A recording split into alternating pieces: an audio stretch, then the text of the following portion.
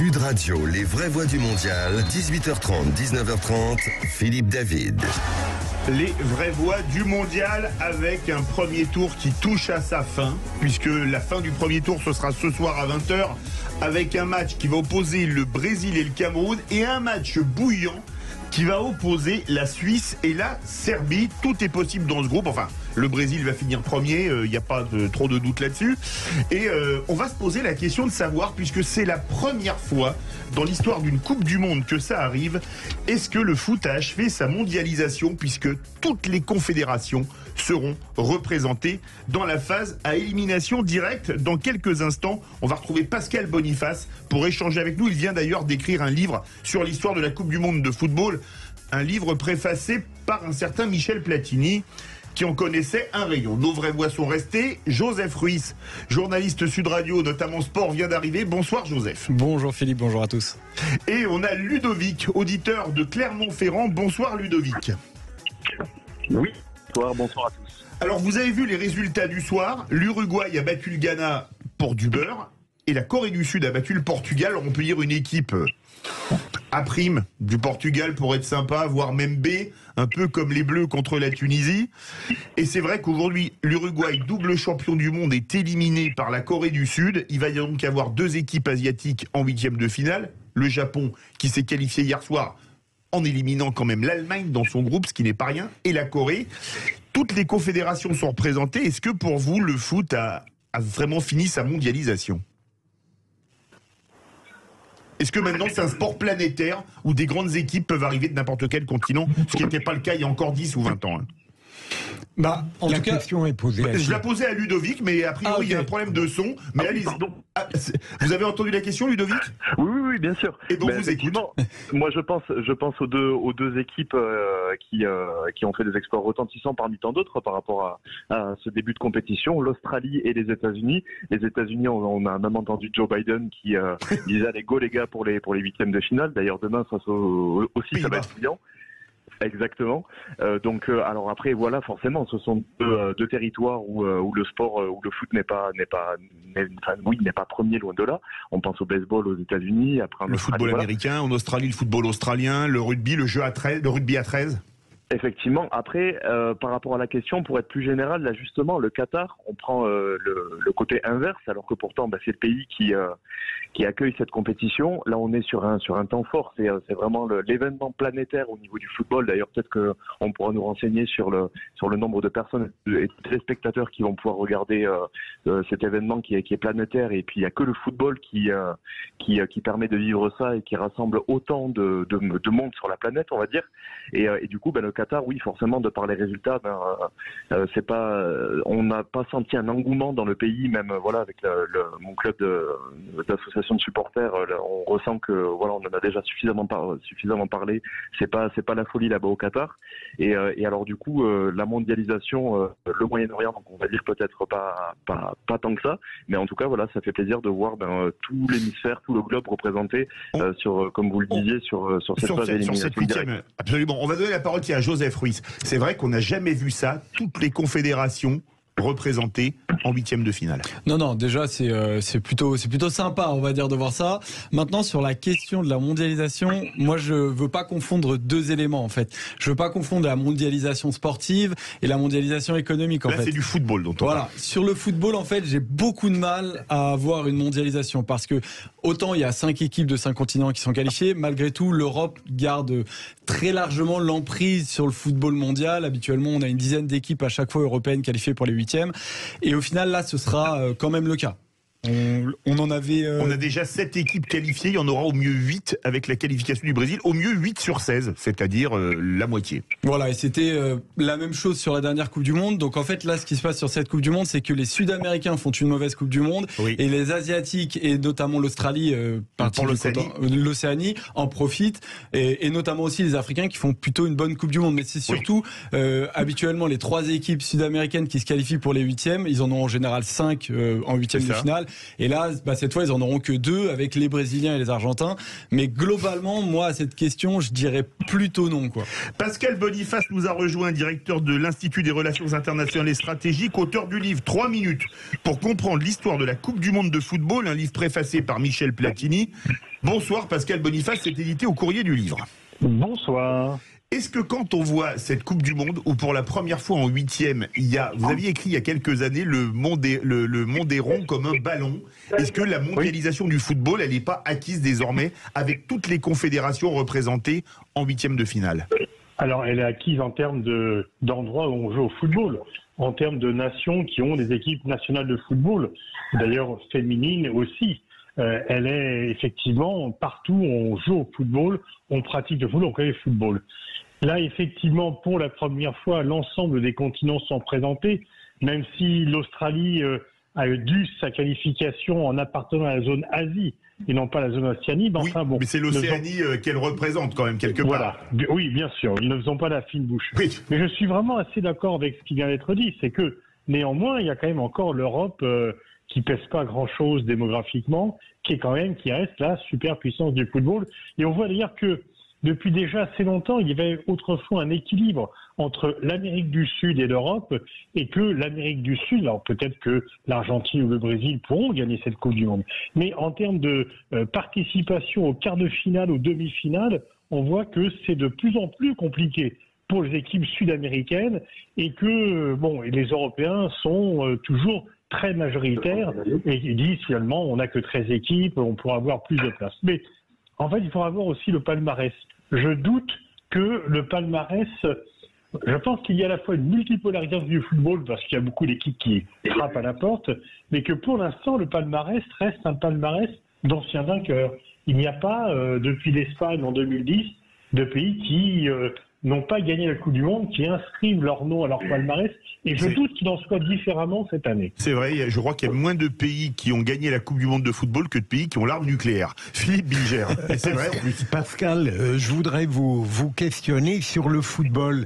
Est-ce que cette répartition entre l'Europe et les autres continents montre que les talents, les compétences, les qualités sportives se resserrent, ou bien est-ce qu'il faut admettre que les équipes venant des autres continents ont des dispositions, des manières de jouer, une spontanéité, une liberté qui battent en brèche, pas systématiquement, mais pas mal, dans cette Coupe du Monde, les vertus traditionnelles des équipes européennes? La question est très complexe, mon cher Pascal, mais je sais que vous êtes un technicien du foot. Pas tout à fait, cher Philippe. C'est que, en réalité, disons que sur une base démographique plus faible, si l'Europe continue à dominer la planète football, c'est qu'elle est plus organisée. C'est qu'il y a plus de détection de talent, alors que la détection de talent est plus aléatoire ou plus livrée à un mélange de chance, de hasard, etc. C'est qu'aussi les équipes sont plus professionnalisées, y compris les équipes nationales, où normalement d'ailleurs le PIB ne fait pas, dans les clubs, c'est l'argent qui fait la différence entre maintenant les clubs qui ont un palmarès et ceux qui n'en ont pas. Ce qui n'était pas le cas lorsqu'on a lancé la Coupe des clubs champions, comme telle qu'elle s'appelait initialement.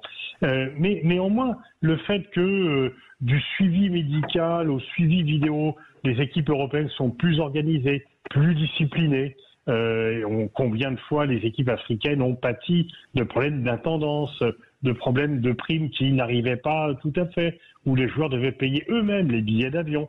Tout ceci joue aussi et donne... Alors oui, bien sûr, il y a un talent qui peut plus s'exprimer peut-être ailleurs, mais finalement, le football, ça reste aussi un sport d'équipe. Et l'équipe, c'est la conjonction, la coalition de talents qui acceptent de jouer ensemble et non pas séparément. Et puis aussi, il faut le dire, de plus en plus une organisation, une logistique extrêmement importante. Tom Conan veut Oui, ce réagir. que je veux dire, c'est que en fait, tout ça, même si je suis pas du tout un expert du football, mais malgré tout, j'observe cela avec Donc intérêt. vous en parlerez avec science. J'en parle en disant aux spectateurs éclairés ou en tentative de l'être. En tout cas, non, mais ce qui me frappe, c'est que là, c'est vraiment un exemple typique, cette Coupe du Monde, de la mondialisation dans son ambivalence. C'est vraiment ça. C'est-à-dire que d'un côté, il y a une dimension positive, entre guillemets, sur l'aspect culturel, de circulation des informations, d'émergence de nouveaux talents, même si effectivement vous mesuriez ça en disant que effectivement l'Europe restait malgré tout dominante parce qu'elle était mieux organisée, comme le dire Pascal Boniface. Mais par ailleurs, voilà, même si vous l'avez sans doute déjà dit sur cette radio, je sais très bien, mais la violence inouïe des conditions d'organisation de cette Coupe du Monde et qui est parfaitement aussi le résultat de cette mondialisation, avec plus d'argent, avec plus de médias, avec plus effectivement d'investissements qui ont été faits sur les lieux pour pouvoir effectivement accueillir cet événement-là. Donc voilà, on est vraiment au carrefour de cela. C'est à la fois la pire des choses, vraiment la pire des choses. Je ne veux pas revenir sur tous les ouvriers qui sont morts pour pouvoir faire en sorte construire les stades, etc. Les droits LGBT qui sont piétinés et plein d'autres choses sur lesquelles il faudrait quand même revenir systématiquement. Mais donc voilà, une violence extrême d'un côté et des aspects positifs sur la mondialisation culturelle, entre guillemets, que cela permet également. Luc Gras veut réagir aussi. Luc Gras. Alors pas complètement par rapport à ce qui est, Dans le micro. ce qui est dit, mais par rapport à la question qui avait été posée sur la mondialisation. Est-ce qu'elle est achevée ? Alors la mondialisation, pour moi, elle est en voie de réalisation. C'est-à-dire que financièrement, elle est achevée. Les plus grands joueurs d'Australie, les plus grands joueurs du Japon jouent aujourd'hui en Europe. Donc oui, financièrement, la mondialisation, elle est achevée. C'est un petit peu ce que disait notre Joseph. ami qui porte un nom de demi-relayeur du Paris Saint-Germain, donc c'est tout à fait encourageant. Exactement. Voilà, tout à fait encourageant. Fabien Dresse. Mais il n'est jamais décevant. Oui, donc voilà. Lui. Alors, la financiarisation du football fait qu'aujourd'hui, effectivement, la mondialisation est bien là. Par contre, comme le disait Monsieur Boniface, au niveau des résultats, faut pas oublier qu'on n'est que en 8e de finale. Oui. Et qu'il y a très peu de chances que l'Australie ou le Japon, quelle que soit l'énergie et la montée en puissance la du Japon. Croatie, l'Argentine non, mais le prend, Japon, l'Australie prend l'Argentine. non mais par exemple le Japon, on les observe depuis 10 ans maintenant. À chaque compétition, ils sont là, ils montent de plus en plus. Donc un jour, ça arrivera. Mais aujourd'hui, en 8e de finale, on n'est pas encore au stade où on aura une grosse surprise par rapport à cela. Pascal Boniface, un dernier mot et on réagira après. Pascal Boniface réagira après la pub dans ces Non, cas-là. mais c'était pour apporter la précision que 8 pays ont gagné la Coupe du Monde à ce jour. Donc simplement, évidemment, l'Europe et l'Amérique du Sud, et que, à mon avis, on restera sur ces deux continents encore cette fois-ci, même si, on l'a dit tout au début, rappelez-vous Philippe, c'était la Coupe, on l'a dit, c'était la Coupe du Monde des outsiders. Donc on l'a dit dès le début, avant la Coupe du Monde, on a dit c'est une Coupe du Monde, il y a la place pour des outsiders, donc il est possible qu'en demi-finale, il y ait des surprises. Pascal Boniface, on fait une pub dans 10 secondes et on va redonner la parole à Ludovic au retour, notre auditeur. Est-ce que pour vous, cette Coupe du Monde sera gagnée par une équipe européenne ou latino-américaine ? En 10 secondes. Écoutez, ça sera l'un ou l'autre, mais ce ne sera pas africain, asiatique ou autre. Et donc le Brésil a ses chances, ainsi que les équipes européennes. Et c'est justement mais je pense que ça sera un pays qui a déjà gagné la Coupe du Monde qui va gagner cette édition. Je vais passer un message. J'aimerais que ce soit un pays qui a déjà gagné 2 fois la Coupe du Monde, qui joue avec un maillot bleu, un short blanc et des bas rouges. Notre premier débat. Le football a-t-il achevé sa mondialisation ? Vous êtes 64,9% à dire oui. On se retrouve tout de suite avec les vraies voix font leur mondial. Sud Radio, les vraies voix du mondial, 18h30, 19h30, Philippe David. Retour des vraies voix pour leur mondial. Notre invité Pascal Boniface, toujours qui a écrit un excellent livre, 3 minutes pour comprendre l'histoire de la Coupe du Monde de football, préfacé par Michel Platini, Philippe Bilgerella, notre ami Joseph Ruiz, Tom Conan et Luc Gras. Notre auditeur Ludovic voulait réagir. Est-ce que quelque part, je voulais vous poser une question, Ludovic, on va faire réagir tout le monde. Les 2 pays les plus peuplés du monde, c'est 1 la Chine, 2 l'Inde, et que vraiment pour achever la mondialisation du football, il faudrait faire 2 Coupes du Monde chez eux, puisque l'Inde ne s'est jamais qualifiée pour une Coupe du Monde, malgré son milliard et quelques d'habitants, et la Chine ne s'est qualifiée qu'une fois, c'était en 2002. Alors là, c'est pas très sympa, c'est une sacrée colle. Je suis pas non, mais spécialiste. Est-ce que pour vous, ce serait pas. Alors, est-ce que ce serait pas le but, c'est d'aller dans les endroits où ils sont pas encore allés, où il y a beaucoup de population ? Ah oui, mais première question, comment on fait ? Et puis, est-ce que ce serait vraiment ça la mondialisation ? Est-ce que c'est par rapport au nombre de personnes que peuple un pays, de la représentativité. Regardez, on parlait de l'Uruguay là, avec le match qui vient de se terminer. Oui. Ils ont un vivier de joueurs impressionnants et c'est 3 millions d'habitants. C'est ça. Moi, je pense que là, donc bon, et puis le Costa Rica qui est un tout petit pays qui a fait trembler l'Allemagne hier, et c'est ça aussi la beauté du foot, ce qu'on aime, avec toutes ces surprises qui ont eu lieu pendant cette Coupe du Monde.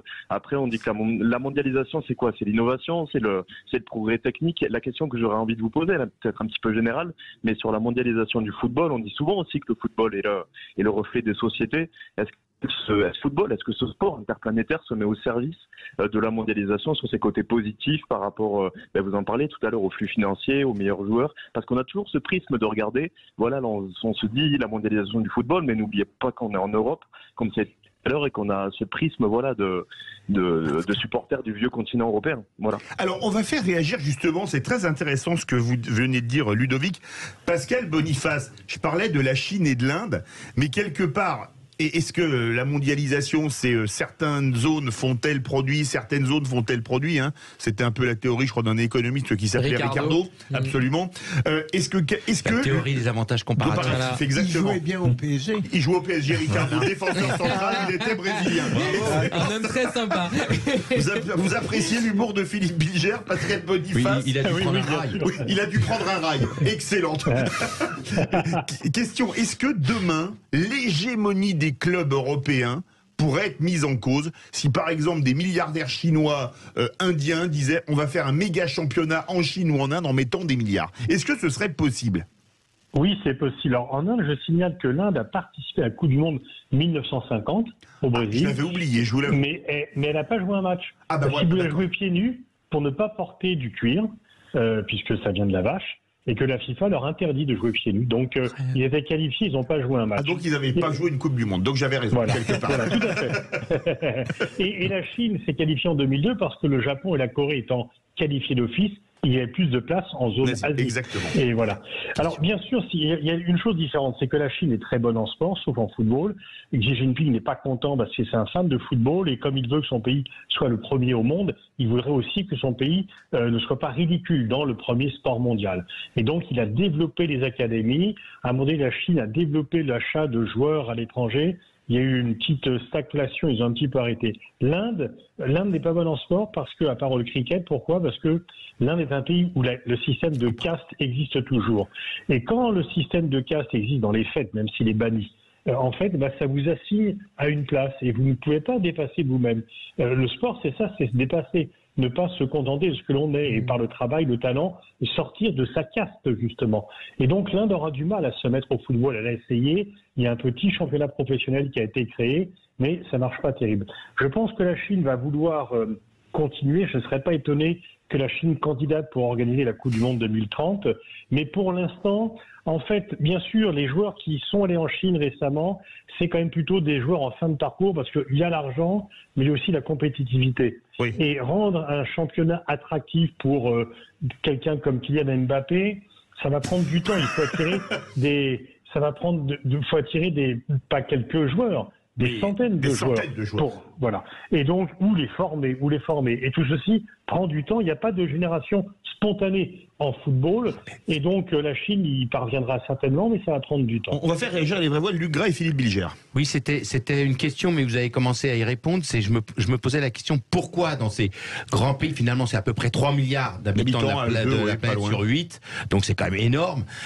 Pourquoi le sport s'est pas développé? Donc, sur l'Inde, c'est probablement le système des castes. Oui. Est-ce que la présence d'autres sports nationaux a aussi contribué à empêcher le développement? Parce que c'est quand même des peuples où il y a quand même beaucoup de jeunesse, beaucoup d'enfants, beaucoup de jeunes et beaucoup dans les rues aussi, notamment en Inde. Et pourquoi le football s'est pas développé? C'est simplement l'explication par les castes? Alors, entre autres, oui, bien sûr, le cricket prend aussi effectivement beaucoup d'importance. Et c'est comme aux États-Unis, les sports nationaux américains, basket, baseball et football américain ont très longtemps empêché l'émergence du soccer, du football, même si c'est plus le cas maintenant. Alors en Chine, il y a aussi, ils ont plutôt misé sur le développement des sports individuels qui rapportent plus de médailles que sur les sports collectifs. Et l'objectif, c'est d'être les premiers aux Jeux Olympiques. En Chine, il y a un autre problème, c'est que le système scolaire est extrêmement compétitif et le sport est vu comme quelque chose qui empêche de faire des bonnes études. Et donc, beaucoup d'enfants, et il n'y a qu'un enfant par famille, se disent non, toi, tu vas faire des études, tu vas devenir milliardaire, etc. Il y a plus de chances, en fait, de réussir par les études que par le sport, ce qui n'est pas toujours le cas en France, par exemple. Là, mais en Inde, je pense qu'il y a vraiment un problème culturel, parce que regardez le tableau des Jeux Olympiques en Inde, effectivement, il y a vraiment un gap total entre la taille de la population. Je pense que c'est un problème culturel. Il y a aussi, c'est un peu l'œuf et la poule. Comme c'est un problème culturel, il n'y a pas d'équipement. On investit, les autorités indiennes n'investissent pas dans le sport. Le sport, nous, on a relevé la barre après que De Gaulle ait créé l'INSEP, après les Jeux catastrophiques de Rome. Et puis que pour le football, on a créé les centres de formation, Clairefontaine, etc. Donc on a pris des mesures. Il n'y a pas beaucoup d'infrastructures sportives en Inde. Alors, c'est bien de jouer dans la rue, mais à un moment donné, il faut quand même passer à autre chose pour révéler un talent. Philippe Bilger veut réagir. Pascal, deux questions très rapides, toujours sur la Chine. Ainsi, le foot serait la seule entorse à la fabuleuse faculté d'imitation et d'assimilation des Chinois. Première question. Deuxième, vous allez hurler, mes amis ici et vous, je trouve que le système des poules est tout de même assez discutable. Quand une équipe, en mettant que des remplaçants, par exemple Philippe David parlait du Portugal, désorganise l'authenticité du classement. Est-ce que c'est pas choquant, ça ?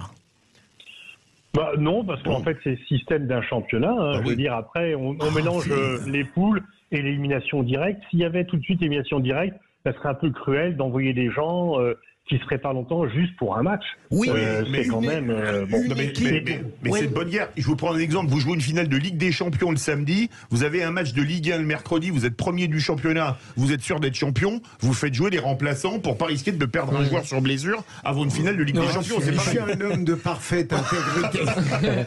Mais cher Philippe, ça n'a pas faussé le résultat. Non. Ce qui est choquant, c'est quand les équipes ne jouent pas au même moment, qu'ils savent... Enfin, ce qui est choquant, c'est Allemagne-Autriche en 82 qui élimine l'Algérie. Ou Argentine-Pérou en 78. Philippe, ça permet d'éliminer une équipe. Ah bah oui, mais là c'était truqué. Joseph Ruiz et Tom Conan, rapidement. L'Uruguay. Oui, après ils peuvent s'en prendre qu'eux-mêmes d'avoir fait un mauvais premier match aussi. Ouais. Et c'est comme les Allemands qui en veulent un peu aux Espagnols, par exemple, de ne pas avoir marqué. Mais les Espagnols avaient fait le boulot avant, et donc les Allemands ne peuvent se prendre qu'à eux-mêmes d'avoir raté leur premier match, quoi. Tom Conan, un mot ? Oui, je vais juste dire, en fait, c'est vraiment une arme de soft power, le sport et le football en l'occurrence. C'est vraiment très frappant. Et effectivement, ce qu'on voit aujourd'hui, c'est une sorte de déclin de l'Empire américain, comme disait un film. Oui. Mais en parallèle, effectivement, il y a une montée de nouvelles puissances. Effectivement, la Chine, l'Inde, on l'a très bien dit. Mais en effet, pour l'instant, en tout cas dans des pays plus occidentaux et l'Europe, les États-Unis, l'Amérique du Nord en général, le soft power de la Chine ou de l'Inde est extrêmement faible. En dehors de la diaspora, en dehors des populations qui peuvent des cultures proches. Donc ça, c'est quand même un énorme déficit à combler. Joseph ? Ouais, juste là-dessus, sur le soft power, justement, ça c'est un truc qui ne changera pas du tout sur le football et la mondialisation, c'est qu'il est toujours aussi important, le football est toujours autant un outil de soft power. On l'avait vu, Mussolini a utilisé le football, Hitler a utilisé le football, et aujourd'hui d'autres pays utilisent le football aussi à des fins étatiques et à des fins économiques. Le mot de la fin pour ce débat en 30 secondes, Pascal Boniface ? Tous les pays qui ont des bonnes équipes l'utilisent, qu'ils soient démocratiques ou autoritaires. On a fait pareil après 98, la victoire en 98, un peu moins en 2018, a beaucoup contribué au prestige de la France. Donc le fait de mettre en avant une équipe de football, parce que les footballeurs dans ce monde globalisé sont les citoyens les plus connus et les plus populaires, et de bonne guerre. Merci beaucoup Pascal Boniface, auteur d'un excellent livre préfacé par un certain Michel Platini. 3 minutes pour comprendre l'histoire de la Coupe du Monde de football. Vous êtes 65,1% à dire que le football a achevé sa mondialisation. Tout de suite, le foot allemand est-il en crise ? On peut se poser la question. 2 éliminations, 2 fois au premier tour en 2 Coupes du Monde, ça n'était jamais arrivé. On se retrouve tout de suite avec les vraies voix font leur mondial. Sud Radio, les vraies voix du mondial, 18h30, 19h30, Philippe David. Les vraies voix du mondial avec Philippe Bilger, Joseph Ruiz, Luc Gras et l'Allemagne, la Mannschaft. 4 étoiles sur le maillot, 3 titres de champion d'Europe est passé à la trappe pour la deuxième fois en 2 mondiaux au premier tour. Et on pose cette question: le football allemand est-il en crise? Avec nous, Polo Breitner, spécialiste du football allemand, notamment sur RMC, auteur de l'énigme Tuchel, publié chez Hugo Sport. Bonsoir Polo Breitner. Bonsoir mon cher Philippe, bonsoir tout le monde. Bonsoir. Première question, ça n'était jamais arrivé, une élimination au premier tour il y a 4 ans, là ça fait 2 en 2 mondiaux. Comment réagit-on en Allemagne? On réagit très mal, évidemment. L'un des titres que j'ai préférés, c'était l'Allemagne n'est plus l'Allemagne. Donc je passe sur certains médias qui réagissent en disant que l'Allemagne du football est devenue un nain du ballon rond, qu'il faut tout changer à nouveau, que cette sélection allemande ne vaut plus rien à l'échelle mondiale. Et pour simplifier, c'est un déclassement très très important, on va dire ça comme ça, parce que comme vous venez de le rappeler, 3 compétitions à la suite, parce qu'il faut rajouter l'Euro 2021 évidemment raté. C'est compliqué pour une sélection qui a martyrisé, j'ai envie de dire, toutes les nations mondiales. Que l'on parle de la Grande Hongrie en 54, nous à Séville 82, le Brésil encore une fois la demi-finale en 2014, le fameux 7-1, les Pays-Bas en 74 et j'en passe quoi. Donc c'est un petit peu compliqué aujourd'hui, mais c'est pas non plus complètement illogique pour différentes raisons. C'est la première, elle est qu'il y a eu une révolution footballistique. On va dire, ça a commencé en 2004 avec la nomination au poste de Bundestrainer de Klinsmann avec son assistant Joachim Löw à l'époque, où on voulait produire du beau jeu avec des joueurs beaucoup plus techniques que ce qu'on avait avant. Mais la conséquence, c'est qu'on a aussi cherché à éliminer toutes les fortes têtes du football allemand, donc les Effenberg, les Mataos, etc., pour avoir finalement des groupes d'individus qui se retrouvent en sélection nationale et qui sont très très gentils. En Allemagne, on appelle ça les boobies, les garnements. Donc c'est, si vous voulez, c'est les petits bébés bien gentils, à l'image de ce que veut montrer l'Allemagne aujourd'hui, et pas seulement dans le monde du football. Donc c'est pas non plus complètement illogique ce qui se passe. Ça réagit au 0826 300 300. Bonsoir Baptiste. Bonsoir à tous. Et pour vous, le foot allemand, il est en crise, comme le disait Polo Breitner, parce qu'il y a eu les 2 échecs à la Coupe du Monde et l'échec à l'Euro entre les deux. D'abord, je voudrais saluer Polo Breitner, parce qu'il se trouve que moi, ma vie pour suivre le foot, c'est d'écouter le foot qui me plaît très bien. Oui. C'est très plaisir de lui. On vous entend très mal. Alors, on va vous rappeler, parce qu'a priori, il y a un vrai problème de ligne et on n'entend rien. Qu'est-ce que vous voulez, Philippe Bilger? Je voudrais poser une question à Polo Breitner. Est-ce qu'on n'a pas été finalement très sévère avec l'équipe allemande? Je trouve qu'elle a bien joué contre l'Espagne, et même si elle a traité avec condescendance le Costa Rica dans la première mi-temps, après, elle a été vaillante, courageuse, elle gagne 4-2, et au fond, la seule faiblesse, ça a été peut-être de manière étonnante son gardien fabuleux Neuer qui fait 2 gaffes quoi. Est-ce que vous êtes d'accord avec le fait qu'on a été trop sévère avec elle? Non, parce que encore une fois, il fut un temps, je vivais en Allemagne, et lorsque Philippe a rappelé le palmarès de la sélection allemande, et lorsque vous êtes en Allemagne, vous avez une forme de standard. C'est-à-dire que être éliminé au premier tour d'une Coupe du Monde, ça n'existe pas et ça ne doit pas arriver. Donc on peut critiquer à la rigueur le peuple allemand, l'image qu'il a de sa sélection et ce qu'il attend de sa sélection, mais on ne peut pas se gausser d'une victoire 4-2 seulement contre le Costa Rica, ou d'avoir perdu contre le Japon, ou d'avoir des faiblesses comme on l'a vu en deuxième mi-temps lorsque les Japonais ont marqué 2 buts assez rapidement. Donc là il faut bien comprendre, et ça je le dis très honnêtement, je n'ai jamais connu dans ma vie un pays qui représente le football de cette façon dans la nation d'un autre pays. C'est-à-dire que la sélection allemande est tellement importante pour le peuple allemand parce qu'il représente le peuple allemand, c'est une image qui date d'après 1945, entre guillemets, la nouvelle Allemagne, où il y avait son secteur secondaire, l'économie, il y avait le Deutschmark et le football allemand avec la victoire à Berne, évidemment, le miracle de Berne en 1954. Et donc, ils ont perdu on va dire l'économie en seconde, le secteur secondaire, c'était compliqué pour eux. Ils ont perdu le Deutschmark pour passer à l'euro. Je peux vous assurer qu'à l'époque j'étais en Allemagne, c'était pas gagné.